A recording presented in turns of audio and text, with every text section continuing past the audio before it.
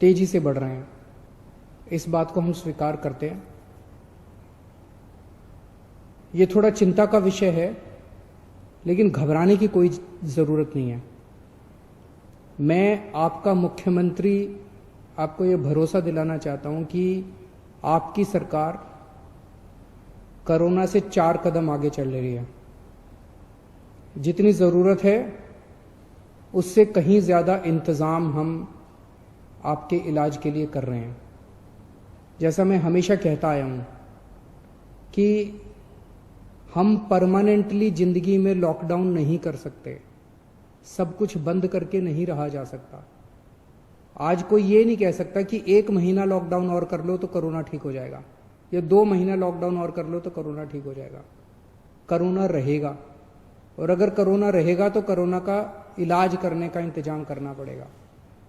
हमारी पूरी सरकार इस टाइम कोरोना के मरीजों का इलाज करने की तरफ ध्यान दे रही है।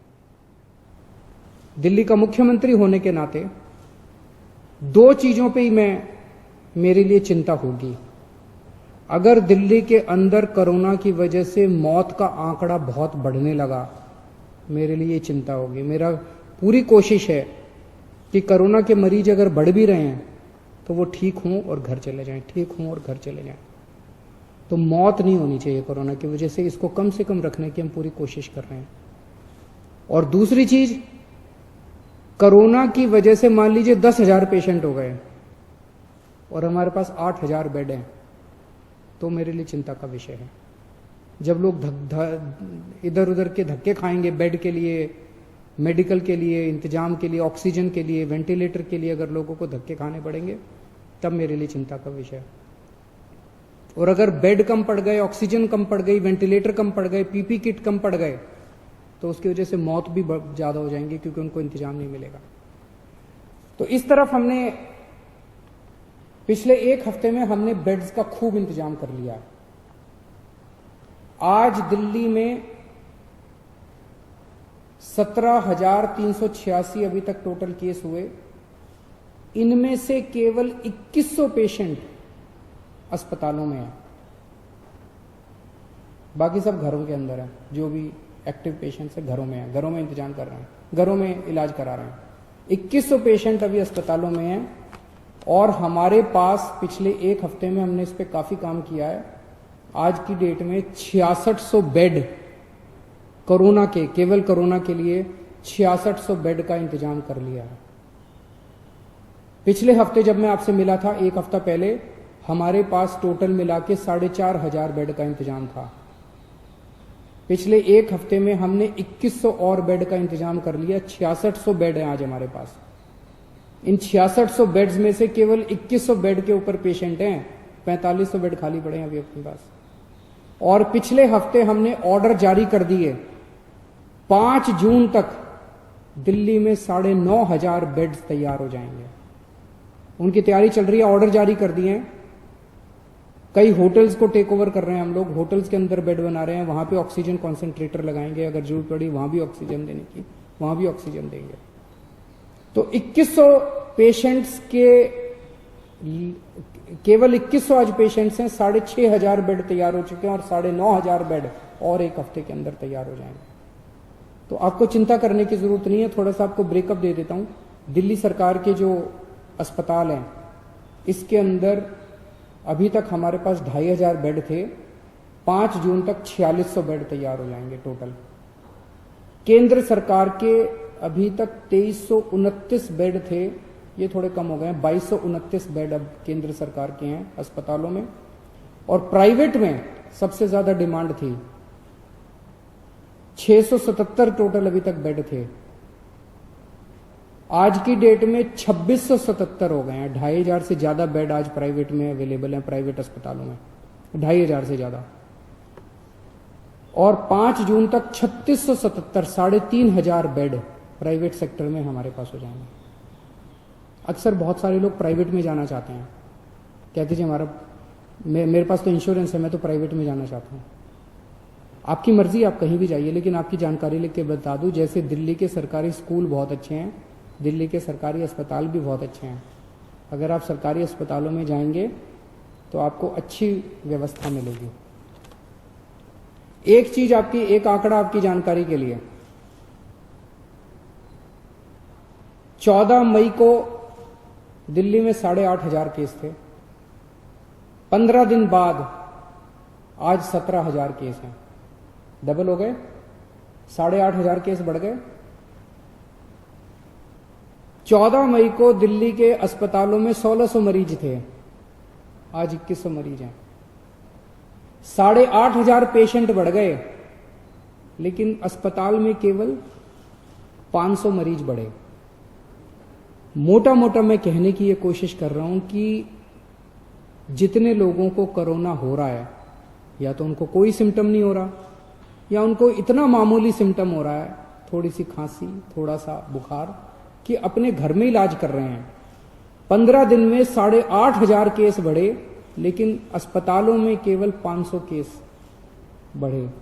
तो चिंता करने की, बिल्कुल घबराने की जरूरत नहीं है। चिंता तो है, कोरोना के केस इतने बढ़ने नहीं चाहिए, हम भी नहीं चाहते। थोड़ा भी बुखार है तो क्यों तकलीफ होनी चाहिए अपने लोगों को। लेकिन अगर कोरोना है तो घबराने की जरूरत नहीं है। मोस्टली लोग, अधिकतर लोग ठीक हो रहे हैं और अपने घर पे ही ठीक हो रहे हैं। एक परेशानी सामने आई थी कि एक तरफ तो हम कहते हैं जी बेड्स का खूब इंतजाम कर लिया, वेंटिलेटर का इंतजाम कर लिया, ऑक्सीजन का इंतजाम कर लिया, चिंता मत करो, 6600 बेड्स का इंतजाम कर लिया। लेकिन अगर किसी के घर में कोई कोरोना का मरीज हो तो वो कहां जाए, उसे नहीं पता कि कौन से अस्पताल में कितने बेड खाली हैं, उसे नहीं पता कौन से अस्पताल में कितने वेंटिलेटर खाली हैं। कुछ मामले आए जिसमें कुछ लोगों को धक्के खाने पड़े, जानकारी का अभाव था। एक तरफ बेड खाली है और दूसरी तरफ लोगों को पता नहीं है।